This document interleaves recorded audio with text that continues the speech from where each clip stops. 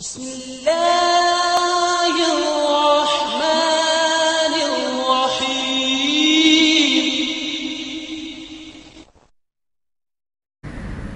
الحمد لله نحمده ونستعينه ونستغفره ونعوذ بالله من شرور أنفسنا وسيئات أعمالنا من يهده الله فلا مضل له ومن يضلل فلا هادي له وأشهد أن لا إله إلا الله وحده لا شريك له وأشهد أن محمدا عبده ورسوله يا أيها الذين آمنوا اتقوا الله حق تقاته ولا تموتن إلا وأنتم مسلمون يا أيها الذين آمنوا اتقوا الله وقولوا قولا سديدا يصلح لكم أعمالكم ويغفر لكم ذنوبكم ومن يطع الله ورسوله فقد فاز فوزا عظيما يا أيها الذين آمنوا اتقوا الله وقولوا قولا سديدا يا أيها الذين آمنوا اتقوا الله ولتنظر نفس ما قدمت لغد واتقوا الله أما بعد فإن خير الحديث كتاب الله وخير الهدي هدي محمد صلى الله عليه وسلم وشر الأمور محدثاتها وكل محدثة بدعة وكل بدعة ضلالة وكل ضلالة في النار. அன்பிற்குரிய இஸ்லாமிய சகோதரர்களே, நாங்கள் மறுமை வாழ்க்கையை எங்களது முன்னிலையில் வைத்து வாழக்கூடியவர்கள். எங்களுடைய இந்த வாழ்க்கையின் லட்சியம் நாங்கள் மறுமையில் ஈடேற்றம் பெற வேண்டும், நரகிலிருந்து விடுதலை பெற வேண்டும், சுவர்க்கலோகம் செல்ல வேண்டும். இதுதான் முஸ்லிமாக இந்த உலகத்திலே தன்னை அடையாளப்படுத்திய ஒவ்வொருவருடைய லட்சியமாக இருக்க வேண்டும். உலகந்தான் குறிக்கோள் என்று வந்தால் மறுமையில் நஷ்டம் வந்தாலும் பரவாயில்லை என்று நாங்கள் எங்களுடைய வாழ்க்கையை நகர்த்த முயற்சிப்போம். உலகத்தில் நஷ்டம் வந்தாலும் பரவாயில்லை,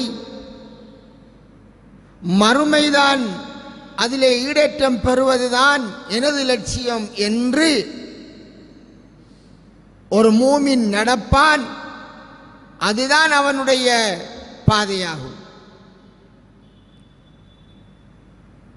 அந்த நம்பிக்கையை, அந்த நோக்கத்தை வைத்து வாழக்கூடிய ஒரு முஸ்லிம் சில விடயங்களை சிறுசாக எண்ணுகின்றான். ஆனால் அது பெரிய விஷயம். சிறுசென்று கருதி செய்யக்கூடிய எத்தனையோ விடயங்கள் அவனுடைய மறுமையின் லட்சியத்திற்கு இடைஞ்சலாக வந்துவிடும்.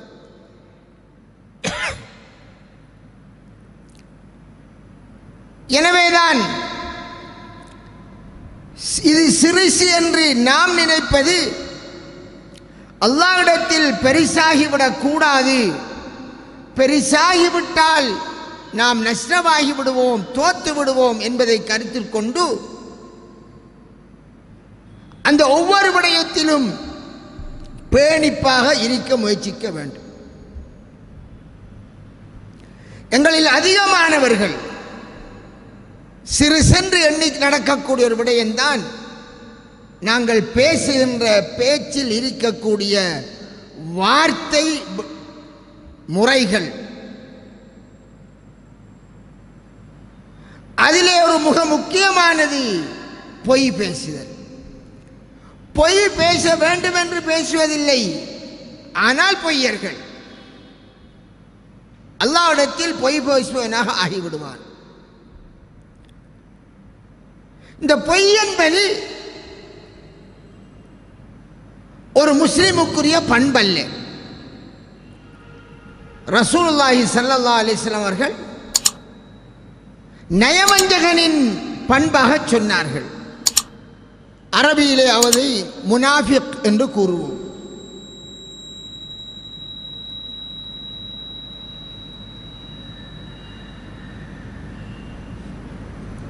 முனாஃபிக் முனாஃபிக் என்றால் யார்? அவன் உண்மையில் காஃபிர், வெளியிலே முஸ்லிம் என்று சொல்லுவான். ரசூலுல்லாஹி ஸல்லல்லாஹு அலைஹி காலத்தில் இவ்வாறான சமுதாயம் இருந்தார்கள். இதா ஜாஅகல் முனாஃபிகூன் قالوا نشهد إنك لرسول الله. நயவஞ்சகர்கள் முனாஃபிக்குகள் உங்களிடம் வந்தால் நீங்கள் அல்லாஹ்வுடைய தூதர் என்று கூறுவார்கள். அல்லாஹ் நீங்கள் அல்லாஹ்வுடைய தூதர் என்பதை அறிவான். என்றாலும் அந்த முனாஃபிக்குகள் அவர்கள் பொய் பேசுகின்றார்கள் என்று அல்லாஹ் சாக்கி கூறுகிறான். அவர்கள் பொய் பேசுகிறார் என்றால் அவர்கள் அல்லாஹ்வுடைய தூதர் என்று சொன்னார்கள். அப்ப அது பொய்யா? இல்லை. அவர்கள் உள்ளத்திலே அல்லாஹ்வுடைய தூதர் என்பதை ஏற்காமல் வாயிலே உள்ளத்தில் உள்ளதற்கு மாற்றமாக பேசுகிறார்கள்.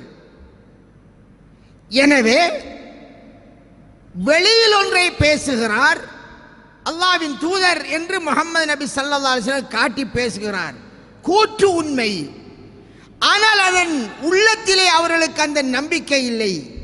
உள்ளத்தில் உள்ளதற்கு மாற்றமாக அவர்கள் பேசியதால் அவர்களை பார்த்து அல்லாஹ் சொல்கிறான், அவர்கள் பொய்யர்கள். வல்லாஹு யஷ்ஹது இன்னல் முனாஃபிகீன லகாதிபூன். இந்த நயவஞ்சகர்கள் பொய்யர்கள் என்று அல்லாஹ் சாட்சி பகர்கிறான். எனவேதான் ஸல்லல்லாஹு அலைஹி வஸல்லம் சொன்னார்கள், நயவஞ்சகனுடைய ஒரு பண்பு, பேசினால் பொய் பேசுவான். நமக்கு தெரியும், சஹாபாக்கள் என்று ஒரு சாரார், அவருடைய பெயரை கேட்டால் ரலியல்லாஹு அன்ஹு என்று நாம் சொல்லுகின்றோம். ஒட்டுமொத்த அறிஞர் பெருமக்கள் எல்லோரும் உலகத்தில் வாழ்ந்து கொண்டிருக்கிற ஷியாக்களை தவிர, ஷியா என்ற சாரார் இருக்கிறார்கள், அவளை தவிர அவர்கள் எல்லோருடைய ஒருமித்த கோட்பாடும் சஹாபாக்கள் எல்லோரும் உண்மையாளர்கள், பொய் பேச மாட்டார்கள். அதனால் தான் ஹதீஸ் கலை என்று ஒரு ஹதீதை லைஃப் என்று தட்டுவோமே, எதை வைத்து தட்டுவது? பல விடயங்களை வைத்து தட்டுவார்கள். அதிலே ஒன்று, அந்த ஹதீதை சொன்ன அறிவிப்பாளர்களில் யாராவது எடைக்கெட பொய் சொல்லும் பண்புள்ளவராக இருந்தாலும், எடைக்கெட எப்பயாவது கூட்டி குறைச்சு சொல்லுவது, அப்படி இருந்தாலும் அவர் கூட்டி குறைச்சு சொல்றவர் அல்லது எடைக்கெட பொய் சொல்பவர், கேட்டதை விட மிகைப்படுத்தி சொல்பவர் என்று தட்டி விடுவார்கள். அந்த அறிவிப்பாளர்களிலே சஹாபியும் இருப்பார் அல்லவா? அந்த சஹாபியை தவிர மற்றவர்களிலே தான் இவ்வாறு குறை காண்பார்கள். சஹாபாக்களை அடுத்த ஜெனரேஷன், தாபீன்கள், தபோ தாபீன்கள் என்று வரக்கூடிய ஜெனரேஷன், சஹாபாக்கள் யாரையும் அப்படி சொல்ல மாட்டார்கள். இவர் கூட்டி குறைச்சி சொல்றவர், மிகைப்படுத்தி கதைப்பவர் என்று சொல்ல மாட்டார்கள். மாறாக அவர்கள் எல்லோரும் உண்மையாளர்கள். அவர் சொன்னால் அது உண்மைதான் என்று எடுப்பார்கள். இதை நான் ஏன் சொல்றேன் என்றால், அந்த சஹாபாக்கள் நபிகளாரிடம் இஸ்லாத்தை படித்தவர்கள். இஸ்லாத்திற்கு முந்தி பொய் பேசுகிறவராக இருந்திருக்கலாம், கொலைகாரராக இருந்திருக்கலாம், இன்னும் எவ்வளவோ பாவம் செய்வதாக இருந்திருக்கலாம். அவர் இன்று இஸ்லாத்திற்கு வந்துவிட்டால் அவர்களுக்கு உண்மையாளர் என்ற பெயர் உடனே வந்துவிடும். ஏன்? முஸ்லிம் என்று வந்தால் அவன் பொய்யே பேச மாட்டான். பொய் என்பது வரவே வராது. பொய் என்பது வந்தால் அவன் முஸ்லிமாக இருக்க மாட்டான். பொய் என்பது வாயில் வருகிறதென்றால் மறுமையை நம்பாதவனுக்குத்தான் அது சம்பந்தம், அந்த பண்பு சொந்தம்.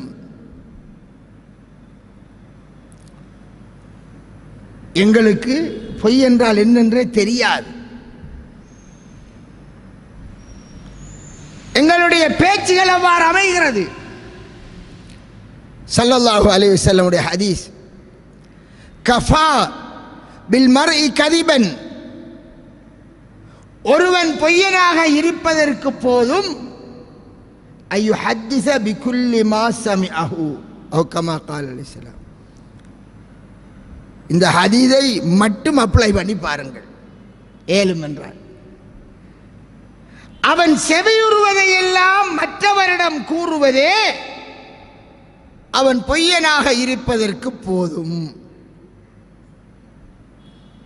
ஒருவர் ஒரு கருத்தை சொல்லுவார், நியூஸிலே நாங்கள் கேட்கிறோம், பேப்பரிலே பல கருத்துக்களை பார்க்கிறோம்.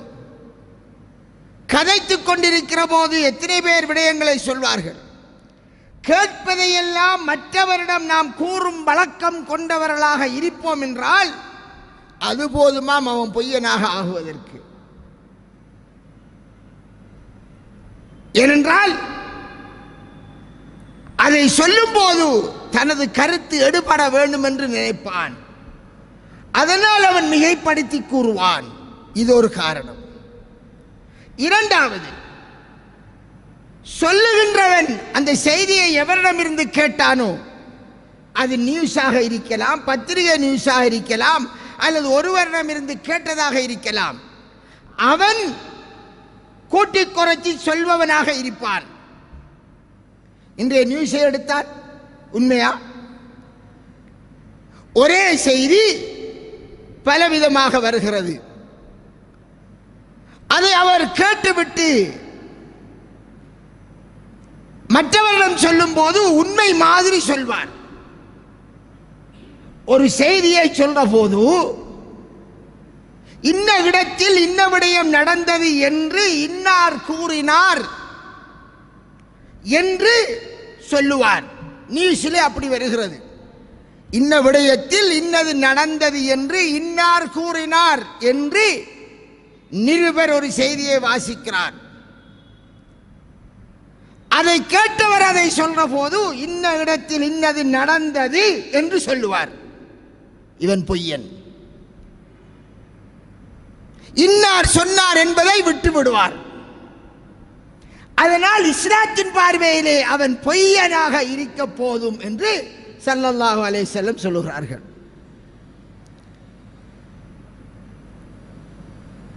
நீயாக ஒன்றை கண்டால், நீயாக ஒரு சபையில இருந்து செவியுற்றால், கண்டதை கண்ட மாதிரி கேட்டதை கேட்ட மாதிரி நீ சொன்னால் அது உண்மை. எங்கேயோ ஒன்று நடந்ததை, ஒருவர் சொன்னதை, ஒருவர் எழுதியதை நீ கேட்டுவிட்டு அடுத்தவரிடம் சொல்ற போது நீ அந்த இடத்தில் இருந்த மாதிரி அதை சொன்னால் நீ பொய்யன். அப்ப எப்படி சொல்லணும்? இவ்வாறு ஒரு செய்தியை நான் நியூஸில் கேட்டேன், எனக்கு உண்மையா பொய்யான்னு தெரியாது. இன்றைக்கு அப்படியா இருக்கிறது? இந்த காலத்தில் தான் நியூஸ்கள் மிக மிக வேகமாக வந்து கொண்டிருக்கிறது. அந்த இடத்தில் நடந்த மாதிரி இருந்த மாதிரி சொல்வார்.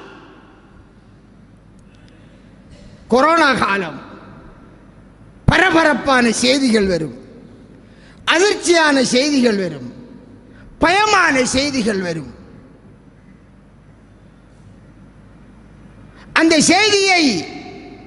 அந்த செய்தியோடு சம்பந்தப்பட்டு இருந்தவர் ஒன்றை சொல்வார். ஆனால் அதை எடுத்து சொல்றவர் அப்படியே அதை பெருசுபடுத்தி சொல்கிறார்.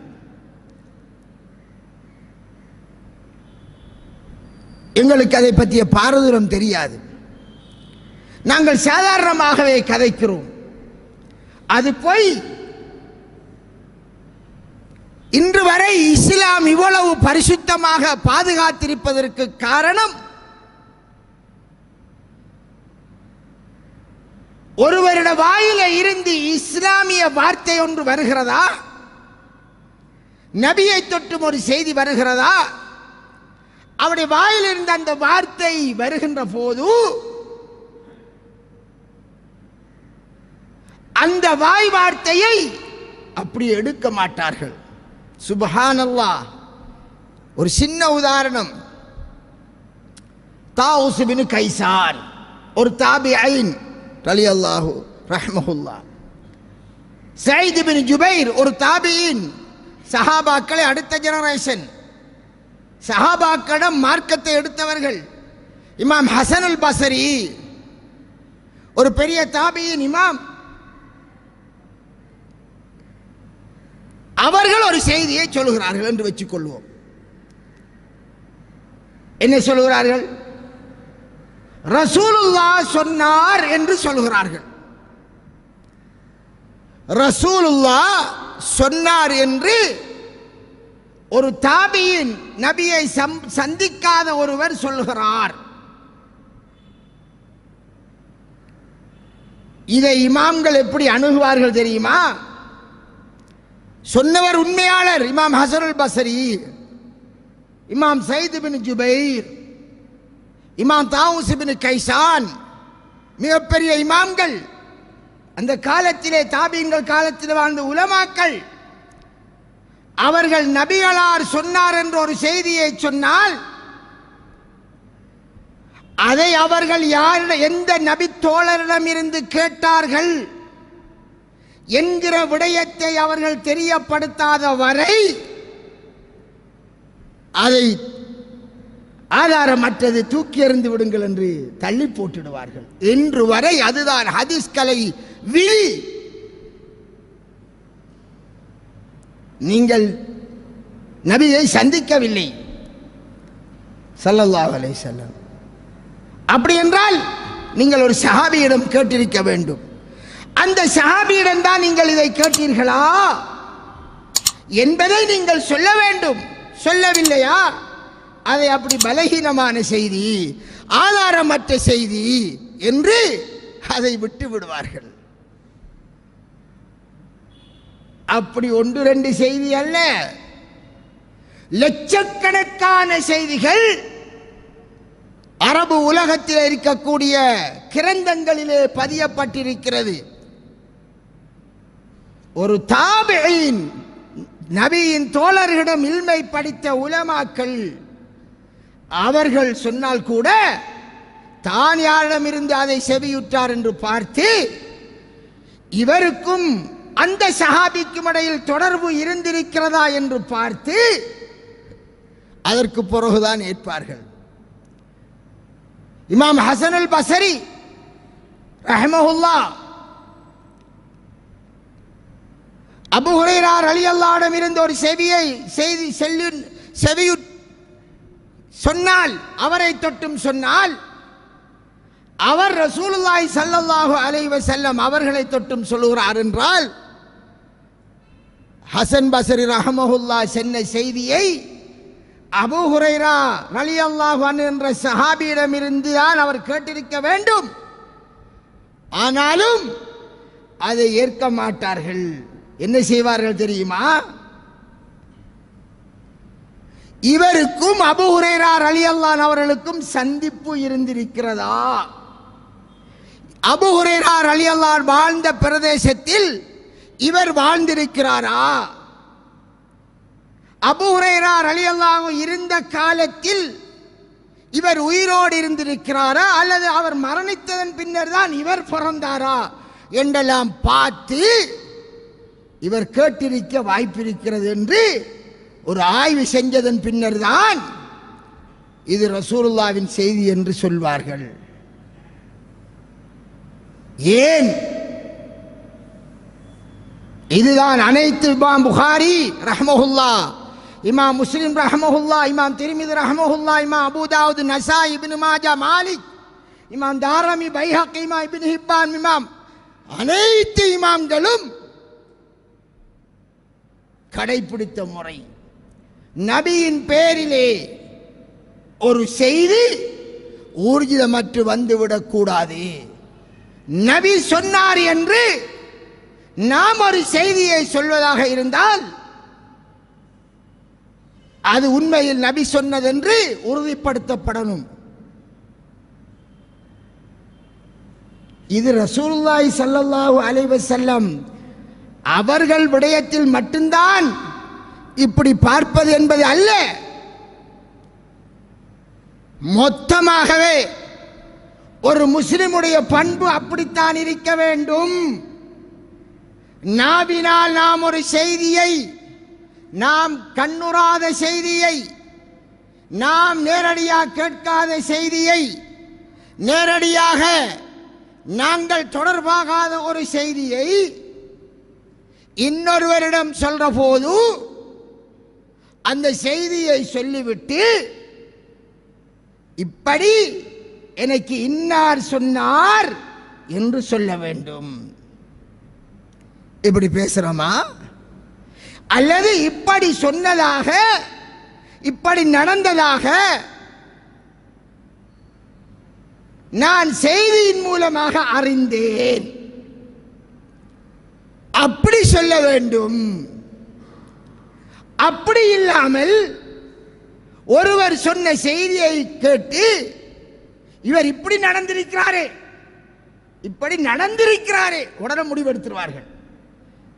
இவர் இப்படி நடந்திருக்கார். அப்ப மாறி கேட்க, நீங்க அவர் தெரிந்தீங்களா? இல்லை. அப்ப நீங்க அப்படி சொல்வேல்?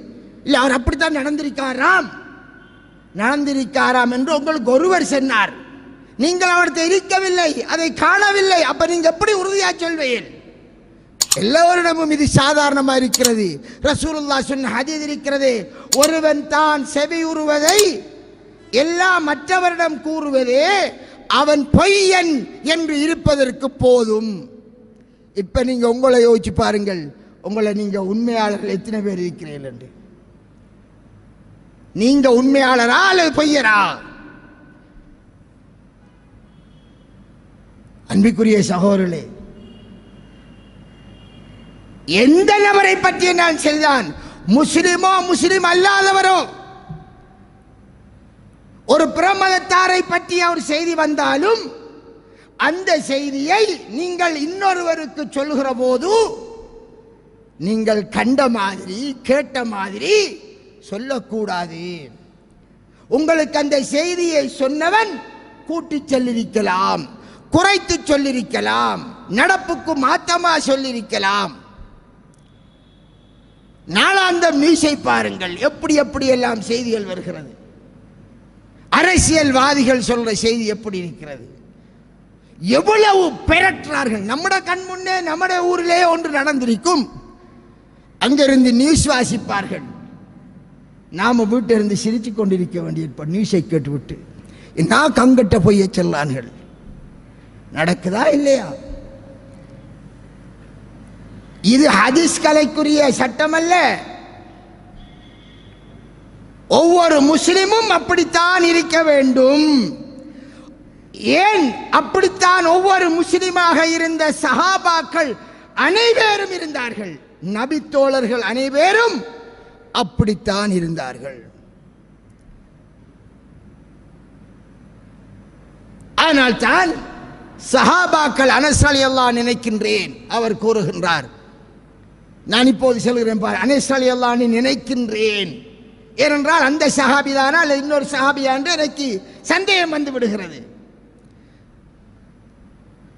நினைக்கிறேன் என்றால் அவர் இன்னொருவராகவும் இருக்கலாம், அப்ப குற்றமில்லாமல் ஆகிவிடும். ஒருவர் அனஸ் ரலியல்லாஹு அன்ஹு சொன்னார்களா என்று தேடி பார்ப்பார், இல்லை வேறொரு சொன்னதாக ஆகிவிடும், இருந்திருக்கும், அப்ப இவர் பொய் சொல்லியிருக்கிறார் என்று வந்துவிடும். அதனால் தான் இப்படி சொல்வது. என்ன கூறுகிறார்? நாங்கள் சஹாபாக்கள் சிலரை சிலர் பொய்யர்களாக்க மாட்டோம். சஹாபாக்களை அவர்கள் உண்மையாளர்கள். சஹாபாக்கள் அவர்களிலே சிலர் குடித்திருக்கிறார்கள், இஸ்லாத்திற்கு வந்ததன் பின்னரும் அதற்கு தண்டனை வழங்கப்பட்டது. சிலர் விபச்சாரத்தில் ஈடுபட்டார்கள், அதற்கும் தண்டனை வழங்கப்பட்டது. இப்படி சில தப்புகள் நடந்தது. ஆனால் சஹாபாக்கள் பொய் பேச மாட்டார்கள். அதனால்தான் நபிகளார் ஸல்லல்லாஹு அலைஹி வஸல்லம் அவர்களுடைய ஒரு விடயத்தை சொல்றபோது அந்த சஹாபாக்களை அடுத்த ஜெனரேஷன், அதற்கடுத்த ஜெனரேஷனில் உள்ளவர்களிலே எவர்கள் மிக உண்மையாளர்கள் என்று அவர்களை பற்றி ஆய்வு செய்து அந்த ஆய்விலே அவர்கள் உண்மை தன்மை நிரூபணம் ஆனதன் பின்னர் தான் அந்த செய்தியை ஏற்பார்கள். தொழுகிறோம், நாம் தொழுகிறோம், சமி அல்லாஹு லிமன் ஹமிதா என்று கையை உயர்த்துகிறோம். ரசூலுல்லாஹ் கையை உயர்த்தினார்கள், நாம் யாரும் காணல. நாம் 1400 வருடத்தின் மேல் இருக்கிறோம். அப்ப யார் கண்டது? இமாம் புகாரியா? அவரும் காணவில்லை. நபிகளார் ஸல்லல்லாஹு அலைஹி வஸல்லம் அவருக்கு 200 வருஷம் பிந்தி, அவரும் காணவில்லை. அவர் புத்தகத்தில் எழுதி வைத்திருக்கிறார். அவர் எப்படி எழுதி வைத்திருக்கிறார்? எனக்கு இன்னார் சொன்னார், எங்களுக்கு அந்த இன்னார் அவர் இன்னாரிடம் செவியுற்றார், அவர் இன்னாரிடம் செவியுற்றார், அவர் இந்த நபித்தோழரிடம் இருந்து கேட்டார். நபித்தோழர் உண்மையாளர், அதற்கு அடுத்தவர் எப்படி உண்மையாளர், அதற்கு அடுத்தவர் எப்படி உண்மையாளர் என்று அவர்களை ஒரு பாரிய ஆய்வு செய்ததன் பின்னர் தான் இமாம் புகாரி ரஹ்மஹுல்லாஹ் பதிவு செய்கிறார். எதை பதிவு செய்கிறார்? சமி அல்லாஹு லிமன் ஹமிதா என்றால் கையை உயர்த்த வேண்டும் என்ற ஹதீஸை. இப்படி தொழுகையிலே நபிகளாருடைய அங்க அசைவுகள் ஒவ்வொன்றையும் நூலுக்குள்ளாக அவர்கள் சொல்ல, அதை நாங்கள் நூலுக்குள்ளால் அதை வைத்து செயற்படுகிறோம். இது மாதிரி சகோதரர்களே, நபிர ஹதீஸோடு மட்டும் நிற்க கூடாது. நினைவு வைத்துக் கொள்ளுங்கள், இதிலே நாங்கள் ரொம்ப பெரிய பிழை விடுகிறோம். ஒருவரை பற்றி நாங்கள் ஒருவர் சொன்னதை கேட்டு மற்றவரிடம் ஏதோ தான் அந்த சபையில் இருந்த மாதிரி அப்படியே ஒப்புவிக்கிறோமே. நான் பொய்யன் என்று என்னை நானே ஆக்கிக் கொள்கிறேன். இது சாதாரணமாக நடக்கிறது. சாதாரண மனிதர்களிடம் பொய் சொல்வதை விட ஸல்லல்லாஹு அலைஹி வஸல்லம் அவர்கள் சொல்லாத ஒன்றை சொல்வது மிக பெரும் பாவம். அல்லாஹ் சொல்லாத ஒன்றை சொல்வது மிக பெரும் பாவம். ஃபமன் அல்ஸமு மிம்மன் இஃப்தரா அலல்லாஹி கதிபா. அல்லாஹ்வின் மீது பொய்யை கூறுபவனை விட மிக பெரும் அநியாயக்காரன் வேறு யார்? அல்லாஹ் கேட்கிறான். ஒரு வார்த்தை, ஒரு சொல் குர்ஆனிலே அல்லாஹ் இறக்கி வைக்காத ஒரு சொல்லை ஒருவன் சொல்லிவிட்டால், குர்ஆனின் பெயரால் சொல்லிவிட்டால், அவன் மாபெரிய அநியாயக்காரன். அது மாதிரி ரசூலுல்லாஹி ஸல்லல்லாஹு அலைஹி வஸல்லம் சொன்னார்கள், என் மீது பொய் கூறுவது உங்களிலே சிலரின் மீது பொய் கூறுவதை போன்று அல்ல. நான் சொல்லாததை ஒருவன் என் மீது சொல்லிவிட்டால் அவனுக்குரிய இருப்பிடத்தை நரகலோகத்திலே எடுத்துக்கொள்ளட்டும் என்று ஸல்லல்லாஹு அலைஹி வஸல்லம் சொல்லிவிட்டார்கள். எனவே சகோதரர்களே, நாங்கள் ரசூலுல்லாஹ்வின் மீது அறிந்து அறியாமலும் பொய் பேசக்கூடாது. ஏனென்றால் நபியின் தொட்டும் ஒரு செய்தி சொல்ல போகிறோம் என்றால் உண்மையிலே ரசூலுல்லாஹ் அதை சொல்லி இருக்கிறார்களா என்று அதை ஆய்வு செய்ததன் பின்னர் தான் சொல்ல வேண்டும். அப்படி ஆய்வு செய்யாமல் சொல்லக்கூடிய உலமாக்கள் என்பவர்கள் இந்த உலகத்திலே முஸ்லிம்களுக்கு மத்தியிலே அதிகமாக இருந்ததால் தான் எத்தனையோ வகையான மூட நம்பிக்கைகளும் பரகி பிழையான இபாதத்துகளும் பரவி கடைசியாக சமுதாயம் நபியின் வழிகாட்டலை விட்டு எங்கே போய்கொண்டிருக்கிறார்கள். நிறைய இயக்கங்கள் இயக்கத்துக்கு சார்பாக போய் சொல்வார்கள். ஒருவர் இயக்கத்தை உருவாக்கினால், நான் இங்கே ஒரு இயக்கத்தை பெயர் செல்லவில்லை, ஒரு இயக்கத்தினர் ஹதீஸ் அதிகமாக சொல்வார்கள். யார் ஒருவர் முஸ்லிம்களுடைய விடயத்தில் முக்கியத்துவம் கொடுக்கவில்லையோ அவர் எங்களை சார்ந்தவர் இல்லை என்று ரசூலுல்லாஹ் சொன்னார்கள் என்று சொல்லிடுவார். இப்படி ஒரு ஹதீஸ் இல்லை, இட்டுக்கட்டப்பட்ட செய்தி, கருத்து நல்லா இருக்கிறது. முஸ்லிம்களுடைய விடயத்திலே கரிசனை செலுத்த வேண்டும், அது வேறு விடயம். பிரச்சனை என்ன, அதை ரசூலுல்லாஹ் சொன்னார்கள் என்று சொல்வது. சீனி இனிப்புதான், அதற்காக ரசூலுல்லாஹ் சொன்னார்கள் சீனி இனிக்கும் என்று சொன்னால் அது பொய். அதனை ரசூலுல்லாஹ்வுடைய பெயரோட நிஸ்பத் பண்றது மிக பெரும் பாவம். அதனால் அவன் நரகத்துக்கு போயிடுவான். நபி சொன்ன என்று சொல்லக்கூடாது. அது மாதிரி மிக அவதானமாக இருந்து கொள்ளுங்கள். உங்களுடைய வாய் வார்த்தைகளை அதிகமான மௌலைமாடவும் இருக்கிறது, பள்ளி நிர்வாகியிடம் இருக்கிறது, பெரிய வணக்கவாளியிடம் இருக்கிறது. வியாபாரிகளிடம் அது சொல்லவே தேவையில்லை, தொழில் செய்யரிடம் சொல்லவே தேவையில்லை, அதோடு நிறைஞ்சிருக்கிறது.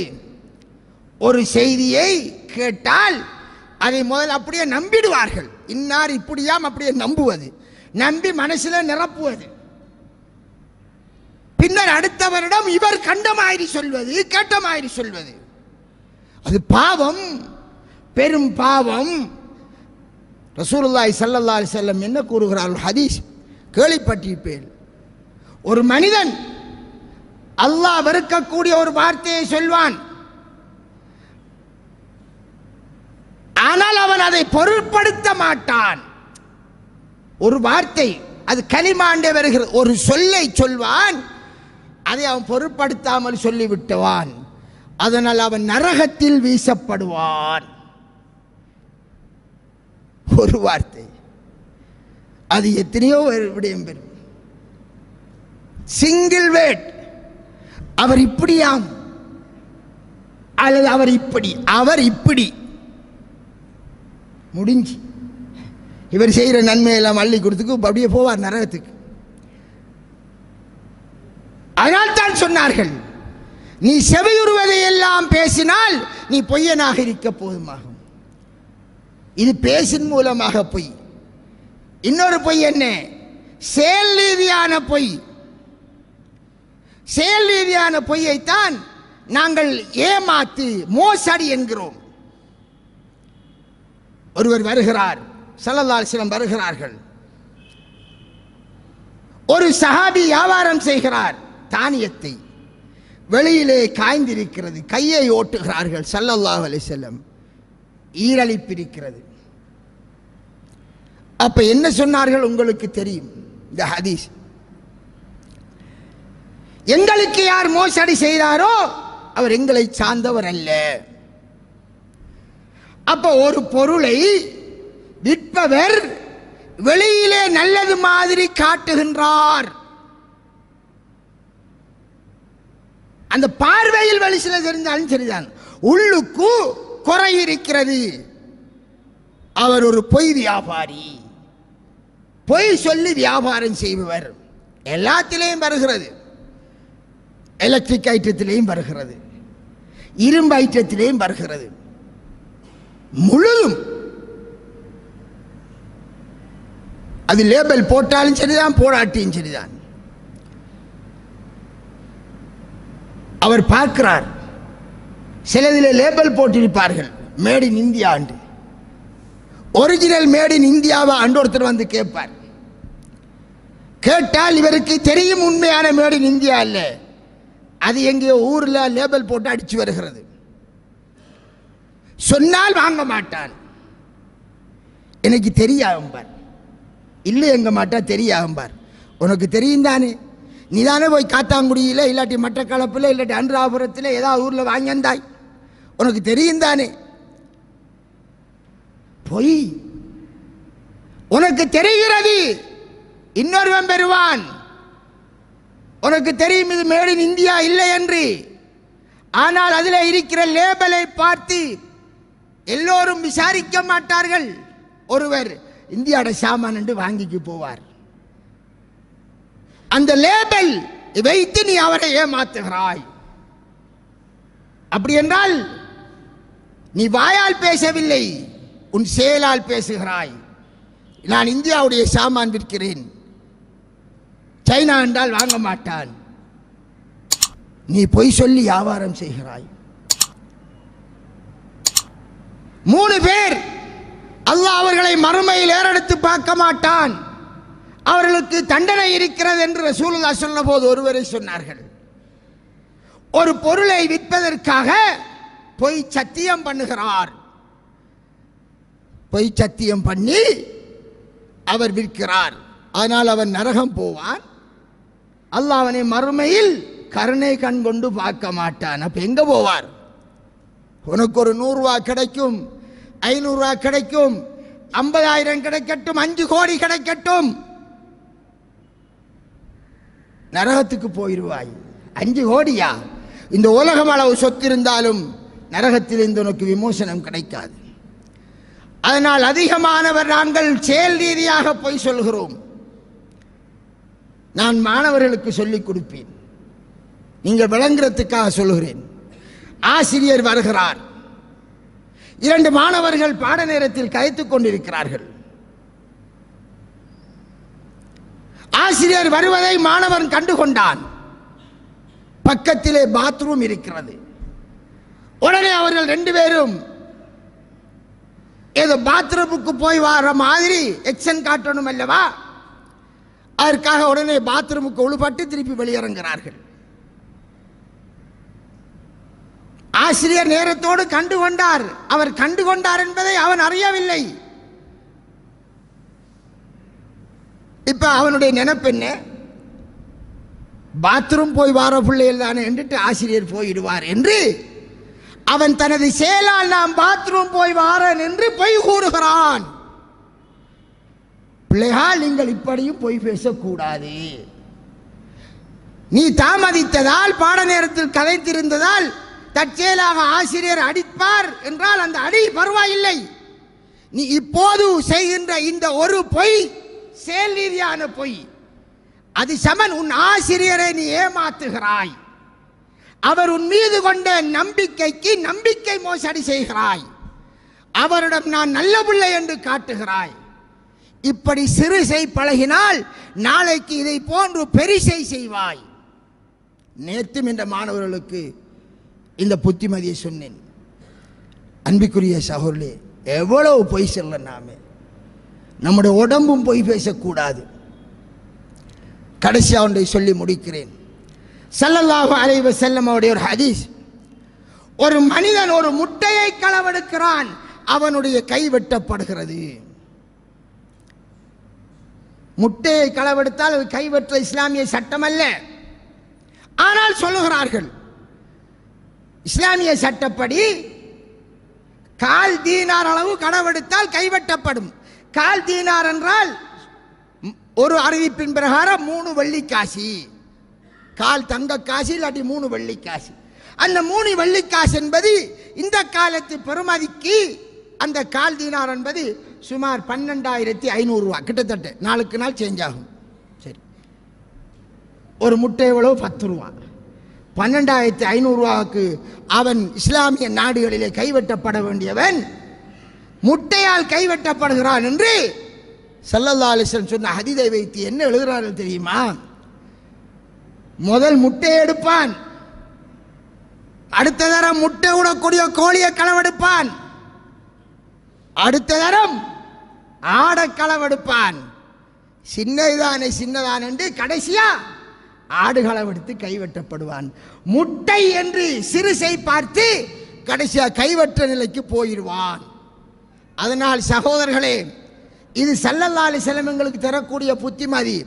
சின்ன விஷயம்தானே சின்ன விஷயம்தானே என்று நமது வாயில் வருகின்ற வார்த்தைகளுக்கு எல்லை போடாமல் நாங்கள் கதைத்து கதைத்து கதைத்து தொழுகிறோம். தொழுது விட்டு ஜங்ஷனுக்கு போய் கடைக்கு போய் ஊட்ட போய் அவ்வளவு நன்மைகளையும் அப்படியே அழித்து விடுகிறோம். செய்யாதீர்கள். நாவை கட்டுப்படுத்திக் கொள்ளுங்கள். நயவஞ்சகர்கள் வந்தபடி பேசுவார்கள்.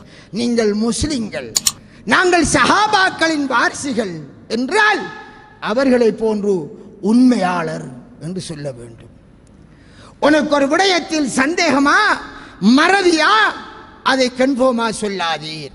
ஒரு விடயத்தில் நீ அந்த நேரத்தில் 100% கலந்து கொள்ளவில்லையா, அதை நீ பார்க்கவில்லையா, செவியுறவில்லையா, கண்டவன் மாதிரி இருந்தவன் மாதிரி பேசாதீர். இல்லை என்றால் நீ பொய்யன் என்ற லிஸ்டில் எழுதப்படுவாய். அப்படி என்றால் நாங்கள் நயவஞ்சகத்தன்மையோடு போக வேண்டி ஏற்படும். அல்லாஹ்வை பயந்து கொள்வோம். எங்களை நாங்கள் மாற்றுவோம். எங்களின் நாவை உண்மையான நபிகளார் சொன்ன அந்த உண்மைக்குரிய பண்புள்ளவரின் நாவாக மாற்றுவோம். ஆயிஷா ரலியல்லாஹு அன்ஹா அறிவிக்கிறார்கள், ரசூலுல்லாஹி ஸல்லல்லாஹு அலைஹி வஸல்லம் அவர்களுக்கு மிக வெறுப்பான குணம் பொய்.